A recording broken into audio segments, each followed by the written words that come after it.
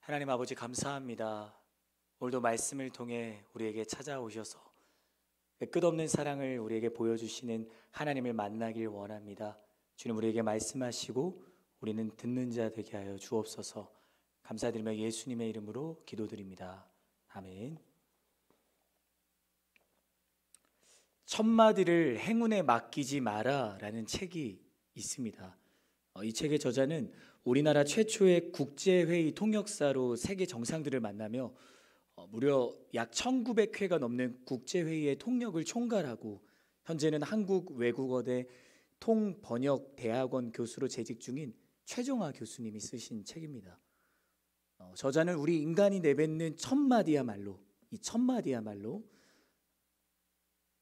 나를 제대로 표현하고 상대방의 마음도 열 수 있는 출발점이라고 이야기하십니다. 입 밖으로 내뱉는 첫마디가 그 사람의 인격을 나타내고 가치관을 드러낼 수 있다고 말하는 것이죠. 내가 누구인지, 내가 중요하게 여기는 가치가 무엇인지를 담고 있는 것이 바로 첫마디라는 겁니다. 이렇듯 첫마디는 우리가 살아가면서 소통하며 관계를 맺을 때 가장 중요한 것 중에 하나가 아닐까라는 생각이 듭니다. 첫마디를 어떻게 내뱉느냐에 따라서 그 인간관계의 방향과 깊이가 결정된다고 해도 과언이 아닐 거예요. 내 앞에 있는 상대방에게 내가 누구인지를 말할 수 있고 또 상대방이 내뱉는 첫마디를 듣고 상대방이 누구인지를 알 수 있기 때문이죠. 사랑하는 여러분, 매일을 시작하며 우리가 내뱉는 첫마디, 우리의 입술 밖으로 내뱉어지는 그 첫마디는 과연 무엇입니까? 또 오늘 하루를 시작하시면서 여러분의 입술에 담겼던 첫마디는 무엇입니까? 오늘 우리가 함께 읽은 본문 마태복음 5장은 예수님의 산상설교, 산상수훈을 기록하고 있어요. 산 위로 오르신 예수님께서 지금 말씀을 전하고 계시는 장면이죠. 그리고 그 말씀을 듣는 대상은 무리와 제자들이에요. 우리가 먼저 이 본문에 들어가기에 앞서 예수님이 왜 산 위에서 말씀을 전하셨는지, 무리가 왜 예수님을 따라서 올라왔는지를 알아야 됩니다. 우린 거기에서부터 시작해야 돼요. 마태복음 4장 23절부터 25절은 예수님이 산상설교를 하시게 된 그 경위를 보여주고 있는데요. 예수님의 설교는 앞에 나온 그 갈릴리 지역에서의 사역을 배경으로 하고 있습니다. 특별히 그 4장 23절은 그분이 갈릴리를 다니시면서 하신 그 사역에 대해서 이렇게 기록을 하는데요. 우리 마태복음 4장 23절, 마태복음 4장 23절 함께 읽겠습니다. 시작. 예수께서 갈릴리 지역을 두루 다니시며 회당에서 가르치시고 복음을 전파하시며 사람들의 모든 질병과 아픈 곳을 고쳐주셨습니다. 그렇습니다. 예수님은 온 갈릴리 지역을 다니시면서 사람들에게 하나님 나라의 복음을 전하고 계시는 거예요. 또 회당에서 가르치십니다. 그리고 그들의 모든 질병과 아픔을 고쳐주시고 귀신 들린 자들을 치료하세요. 그러자 어떤 일이 일어났겠습니까? 예수님의 그 소문이 삽시간에 퍼져나가기 시작한 거예요. 그래서 그분에 대한 소문이 시리아 전체에 퍼지게 되었다라고 본문은 기록을 합니다. 소문을 듣는 사람들은 그럼 어떻게? 사람들은 갖가지 질병에 걸린 환자들과 귀신 들린 사람들, 그리고 간질병 환자들, 중풍병 환자들을 모두 예수님께로 데리고 와요. 우리는 질문을 해야 됩니다. 왜 그들이 예수님께로 그들이 왔을까? 왜 데리고 왔을까? 듣던 소문대로 예수님께 고침을 받기 위해서였어요. 예수님은 자신에게로 온 그들을 모두 고쳐주세요. 그리고 이어지는 25절은 갈릴리와 데가볼리, 예루살렘과 유대, 요단강 건너편으로부터 많은 무리가 예수님을 따라오게 되었다라고 기록합니다. 우리 마태복음 5장 1절, 오늘 우리가 읽은 본문 1절 말씀을 한 번 더 읽도록 하겠습니다. 시작. 그때 예수께서 많은 무리를 보시고 산에 올라가 앉으시자 그의 제자들이 다가왔습니다.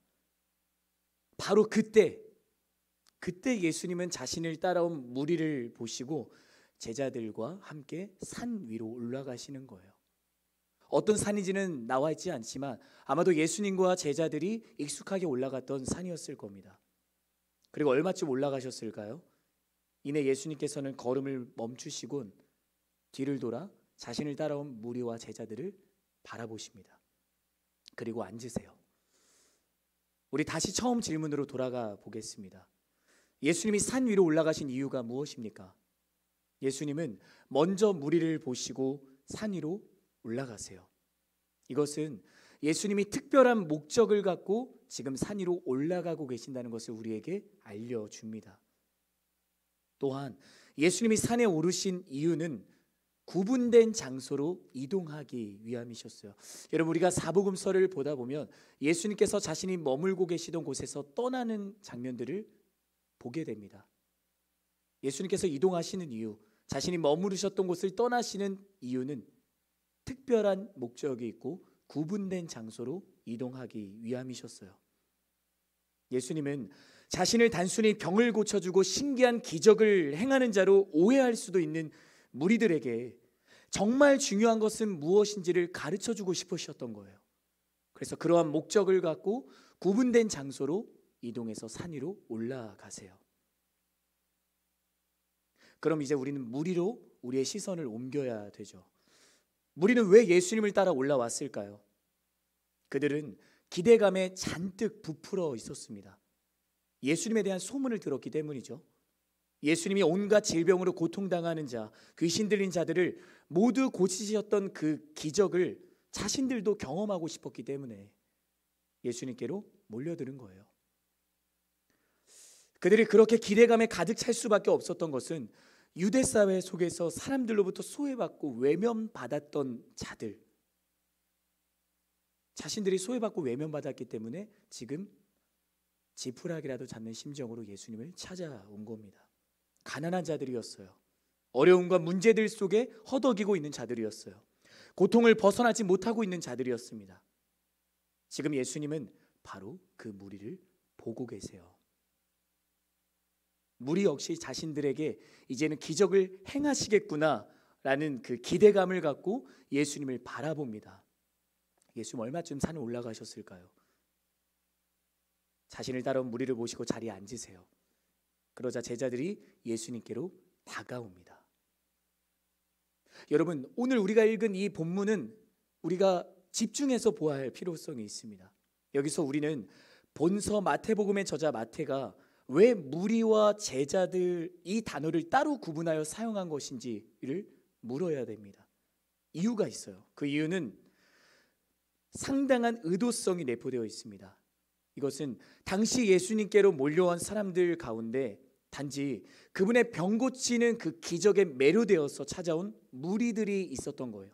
반면에 예수님으로부터 삶의 진정한 비전과 살아갈 이유와 방향을 발견하고 예수님의 진정한 팔로워, 제자가 되겠다고 나온 제자들이 있었다는 것을 우리에게 알려주는 거예요. 무리와 제자들, 제자들과 무리로 마태에는 구분하고 있습니다. 한 가지 더요. 무리와 제자를 구분한 이유가 무엇입니까? 이것은 예수님이 제자들을 대상으로 하나님 나라의 복음을 주셨다는 것을 이야기해 주는 겁니다.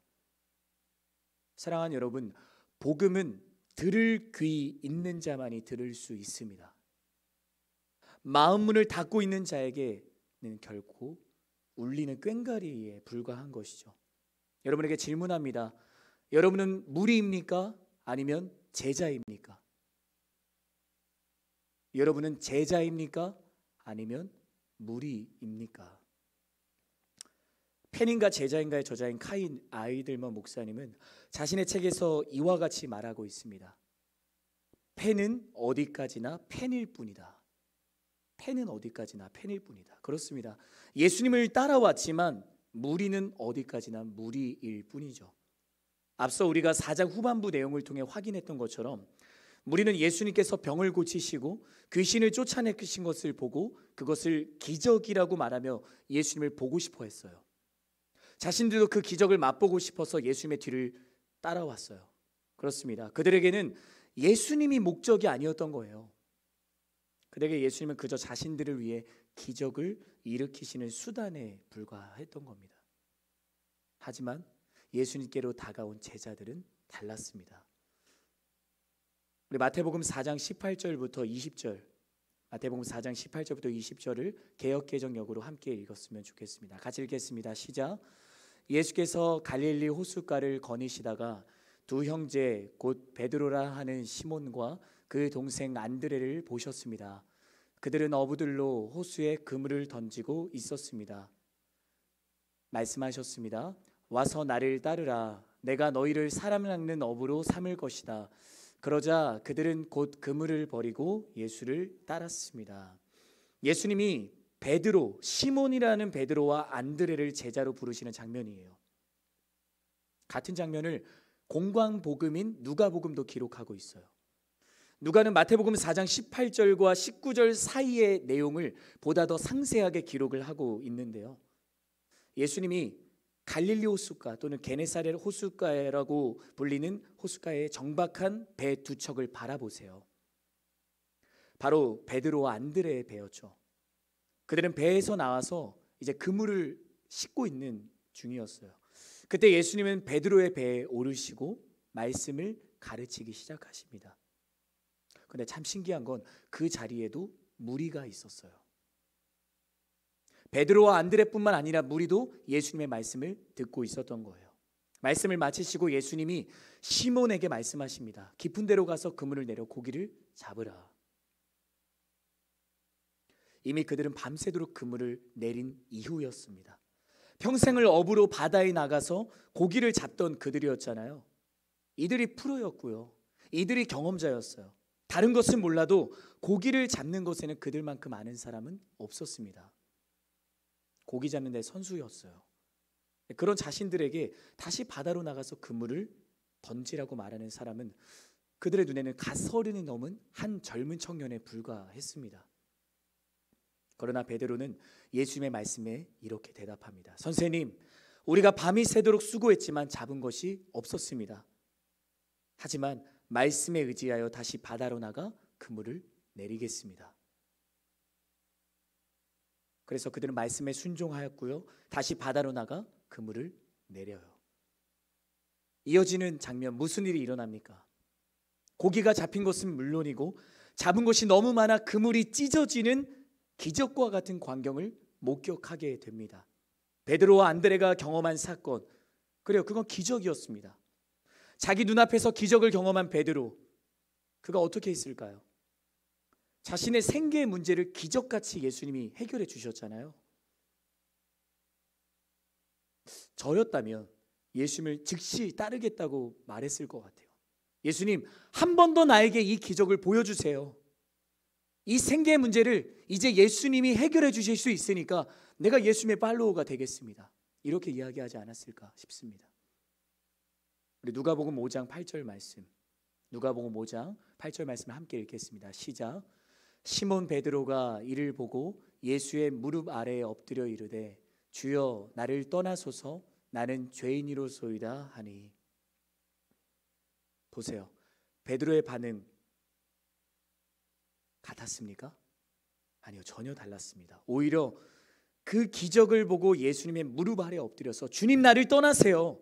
나는 죄인일 뿐입니다 라고 말하고 있는 거예요. 그러자 예수님이 그들에게 말씀하십니다. 무서워하지 말라. 두려워하지 마. 이제 이후로는 너희가 사람을 취할 거야. 그들은 예수님의 말씀에 모든 것을 버리고 그분을 따릅니다. 다시 한번 여러분께 묻겠습니다. 여러분 무리입니까? 제자입니까? 예수님께서 우리에게 보여주신 그 삶의 기적 가운데 그 기적 앞에서 우리는 무엇을 목적으로 예수님을 따르려고 합니까? 그리스도인이란 예수님을 따르는 자입니다. 하지만 왜 우리가 예수님을 따라야 되는지, 따르고 있는지를 알아야 돼요. 내가 예수님을 따르겠다고 고백하는 이유가 무엇입니까? 단순히 예수님을 따르는 것으로는 그리스도인이라고 말할 수가 없는 거예요. 누구로 예수님을 따르느냐가 중요한 거죠. 내가 무리로 예수님을 따르는지 아니면 제자로 예수님을 따르는지, 그것이 중요한 겁니다. 예수님의 제자로 예수님을 따르는 자, 그가 바로 그리스도인입니다. 여러분이 그러한 그리스도인이기를 주님의 이름으로 축복합니다. 우리는 기적을 보고 기적을 행하시는 그분의 능력을 보고 예수님을 따르는 것이 아닙니다. 예수님을 보고, 예수님을 바라보고 그분을 따르는 거예요.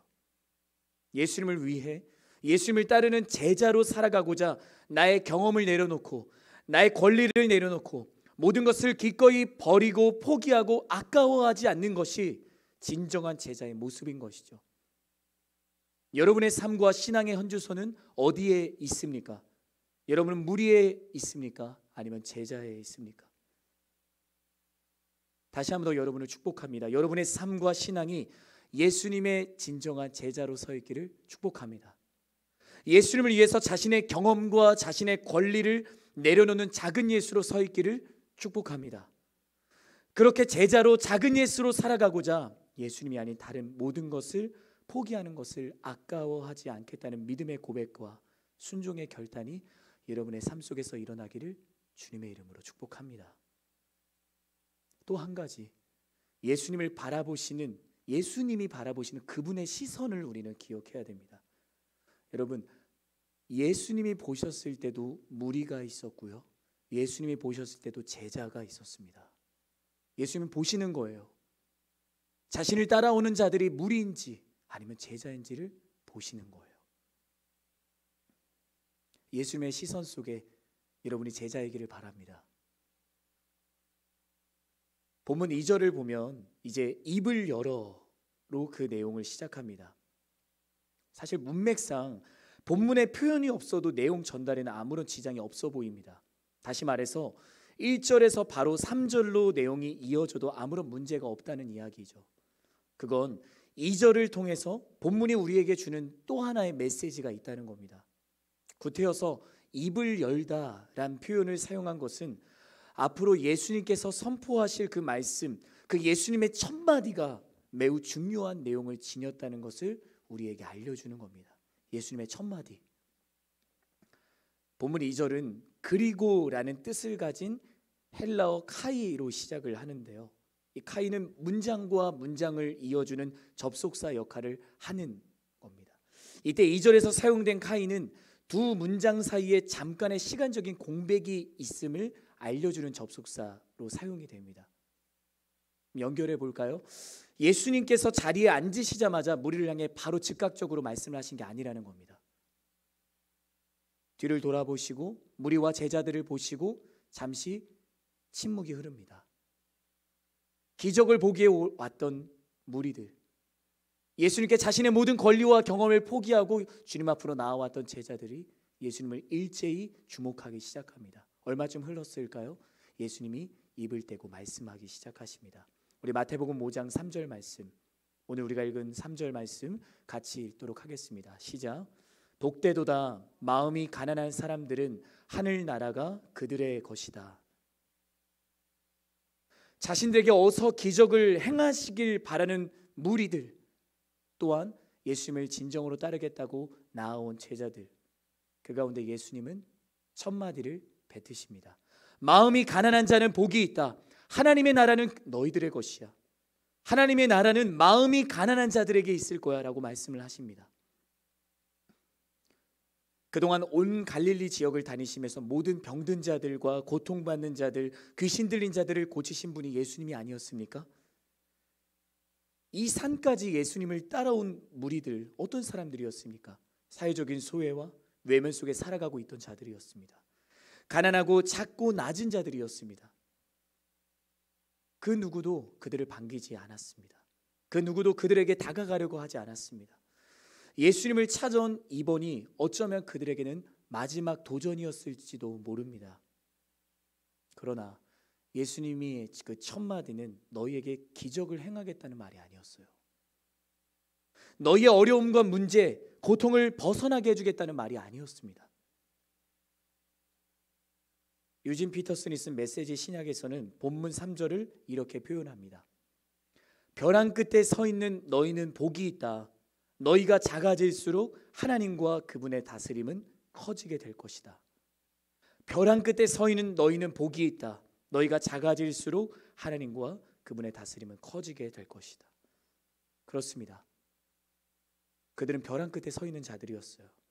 한 걸음만 더 내디디며 끝이 보이지 않는 벼랑 밑으로 떨어질 수밖에 없는 사람들이었습니다. 그들의 인생은 더 이상 희망이라고 찾아볼 수 없었습니다. 좌절과 절망만 있었을 뿐입니다. 그런 그들을 향해 예수님은 더 작아지라고 말씀하세요. 더 낮아지라고 말씀하세요. 그것이 예수님의 첫 마디였습니다. 사랑하는 브라미스 여러분, 그 이 자리에 함께한 모든 성도 여러분, 우리는 어떻습니까? 우리도 무리처럼 예수님께서 나에게 기적을 행하기를 원하지 않으세요? 그러한 기대감이 있지 않으세요? 내 앞에 있는 갈등과 나를 가로막는 장애물, 나를 둘러싸고 있는 어려움과 고난이 사라지는 기적, 내가 원하고 바라는 것들이 이루어지는 그 기적이 나의 삶에 일어나기를 기대하지 않습니까? 그렇습니다. 우리는 이 기대감을 가지고 기도합니다. 언제까지? 기도하는 게 이번이 마지막이야 라는 생각이 들기까지 말이죠. 마치 오늘 본문 속에 등장하는 무리들처럼 말입니다. 그러다가 그대로 이루어지지 않을 때 우리는 어떻게 합니까? 실망하죠. 좌절합니다. 왜 실망하고 좌절하는 걸까요? 예수님을 바라보지 않고 기적을 바라보기 때문이에요. 예수님을 의지하지 않고 기적을 의지하기 때문이에요. 예수님이시기 때문에 나의 문제를 가지고 나온 것이 아니라 그저 문제를 해결받기 위해서 예수님께로 나아온 겁니다. 우리도 무리처럼 예수님의 첫 마디가 내가 기적을 행해 줄게, 내가 너희의 문제를 해결해 줄게, 어려움과 고난을 사라지게 해줄게 라는 말을 듣고 싶었을지도 모릅니다. 그게 예수님의 첫 마디였으면 좋겠다는 생각을 합니다. 그때 예수님은 우리를 바라보시고 입을 여십니다. 그리고 이렇게 말씀하시죠. 마음이 가난한 자는 복이 있어. 벼랑 끝에 서 있는 너희가 복이 있어. 너희가 작아질수록 낮아질수록 하나님이 다스리시는 그분의 나라가 너희의 것이야. 주님 말씀하시는 겁니다. 바로 이것이 우리가 듣게 되는 예수님의 첫 마디입니다. 마음이 가난한 자, 벼랑 끝에 서 있는 자가 복이 있다고 말씀하시고 우리가 더욱 작아질수록 하나님의 다스리심은 더욱 커질 것이다 라고 말씀하시는 거예요. 마음이 가난하다. 이 가난한 사람에 해당하는 헬라어는 프토코이라고 합니다. 이 단어는 의지할 사람이나 재산이 전혀 없었던 거지 나사로, 또 마지막 재산이 2렙돈을 하나님께 드려서 더 이상 아무것도 남지 않았던 과부를 나타낼 때 동일하게 사용된 단어입니다. 이렇게 볼 때 본문의 마음이 가난한 사람은 이 세상의 소망을 모두 끊어버리고 오직 하나님으로부터 은혜와 자비가 채워지기를 바라는, 자신의 모든 것을 포기한 겸손한 자를 가리키는 것이죠. 모든 것을 포기하고 하나님께 겸손하게 나아가는 자만이 풍성한 것으로 채워주시는 하나님의 은혜를 경험하게 되는 것입니다. 왜 마음이 가난해집니까? 그리스도인에게는 하나님을 향한 마음 외에는 다른 모든 것에 줄 수 있는 마음이 없기 때문입니다. 여러분의 마음의 주인은 누구입니까? 여러분의 마음을 누구에게 주기를 원하십니까? 우리 한번 따라해 주실래요? 마음이 가난한 사람은 오직 하나님만을 신뢰합니다. 그렇습니다. 마음이 가난한 사람은 오직 하나님만을 신뢰합니다. 오직 하나님만을 신뢰하는 법을 배우는 사람입니다. 하나님의 나라를 자신들에게 값없이 주셨음을 발견하는 사람들입니다. 말할 수 없는 기쁨을 느끼는 사람들입니다. 그들의 이 순전한 기쁨은 이전에는 생각하지 못했던 은혜로부터 시작된다는 것을 고백하는 사람들입니다. 세상에는 이와 같은 기쁨을 찾을 수가 없습니다. 그래서 하나님을 더욱 신뢰하고 의지할 수밖에 없습니다. 왜 그렇습니까? 가장 큰 기쁨을 예수 그리스도 안에서 발견했기 때문입니다. 이미 예수님을 가진 사람들, 그 사람이 그리스도인입니다. 더 이상 그 무엇이 예수님을 대신할 수 있을까요? 없습니다. 우리 삶이 벼랑 끝에 서 있는 삶이신 것 같으세요? 내 앞에는 수많은 문제와 어려움, 고난이 이제 한 발자국도 내디딜 수 없는 그런 나의 그 벼랑 끝으로 나를 몰아가고 있습니까? 우리 무엇을 해야 될까요? 하나님을 찾아야 됩니다. 하나님을 불러야 됩니다. 하나님을 의지해야 됩니다. 하나님이 외면하실까요? 그렇지 않습니다. 하나님이 침묵하실까요? 절대 아닙니다. 하나님은 우리를 결코 외면하지 않으십니다. 하나님은 결코 침묵하지 않으십니다. 우리가 그분을 찾을 때, 그분의 이름을 부를 때, 그분을 의지할 때 응답하시는 분이 우리의 하나님이십니다. 그렇게 우리가 하나님을 찾고 의지할 때 우리는 하나님의 다스림 속에서 살아가는 하나님의 나라를 경험하며 살아갈 수 있는 겁니다. 말씀을 맺겠습니다. 사랑하는 프라미스 지체 여러분, 멘토님 여러분, 성도님 여러분, 우리의 마음이 예수님을 위해 더욱 가난해지시기를 축복합니다. 하나님께서는 오늘도 말씀 가운데 우리에게 하나님을 신뢰하는 법을 가르치세요. 우리에게 하나님의 나라를 은혜로 주셨다는 것을 깨닫기를 원하세요. 이전에는 생각하지 못하고 느끼지 못했던 그 순전한 기쁨을 느끼기를, 경험하기를 원하십니다. 그리고 오늘 바로 지금 여기에서 하나님께서는 여전히 우리에게 말씀하세요. 마음이 가난한 자로 하나님의 다스리심을 구하는 자로 우리 모두가 서 있기를 말이죠. 여러분, 예수님의 그 첫 마디를 듣고 우리 이렇게 고백하는 자들이 되었으면 좋겠습니다. 주님, 내가 주님만으로 만족합니다. 내가 주님만으로 만족합니다. 예수님 때문에 내가 이곳에 서 있습니다. 예수님 위에 내가 살아갑니다. 나의 문제, 나의 어려움과 고난이 사라지기 위해서 예수님을 찾는 사람들이 아니라 내가 원하고 바라는 모든 것을 이루기 위해 예수님께 다가오는 것이 아니라 나의 마음이 더 가난해지도록, 더 낮아지도록 나를 다스려 주옵소서 라는 그 순전한 믿음의 고백이 여러분과 저의 첫 마디가 되기를 주님의 이름으로 축복합니다.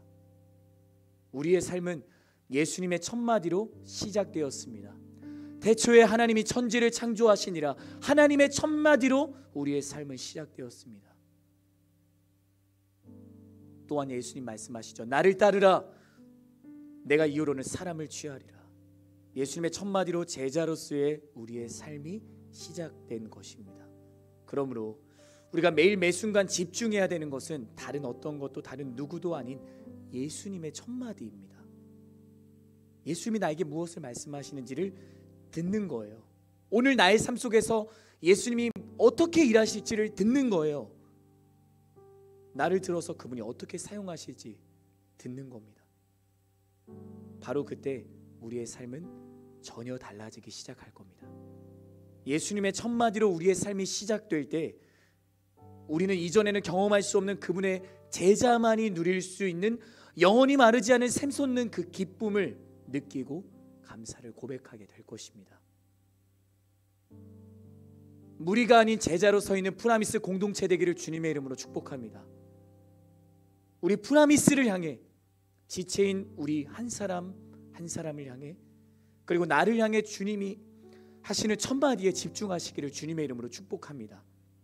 그분의 첫 마디로 시작하는 예배 공동체, 그분의 첫 마디로 시작되는 성령 공동체, 그분의 첫 마디로 시작하는 선교 공동체가 우리 프라미스 공동체 되기를 주님의 이름으로 축복합니다. 길, 진리, 그리고 생명, 2023년 새로운 은혜의 해를 허락하신 하나님이 우리에게 주신 첫 마디입니다. 우리 마지막으로 같이 따라해 주시면 좋겠습니다. 오직 예수님 한 분만이 프라미스의 길이 되십니다. 오직 예수님 한 분만이 프라미스의 유일한 진리이십니다. 오직 예수님 한 분만이 프라미스의 생명이 되십니다. 우리 프라미스 공동체의 길이 되시고 유일한 진리가 되시고 영원한 생명이 되시는 예수님을 더욱 치열하게 사랑하십시오. 여러분 한 분 한 분이 무리가 아니라 제자로서의 정체성을 잃어버리지 마십시오. 주님 앞에서 거룩한 몸부림을 멈추지 마십시오. 오늘 바로 지금 말씀을 통해 찾아오시는 하나님께서 여러분에게 하시는 첫마디 무엇입니까? 기도하겠습니다. 하나님 아버지, 감사합니다. 오늘 주님께서 우리에게 주신 첫마디, 마음이 가난한 자는 복이 있다.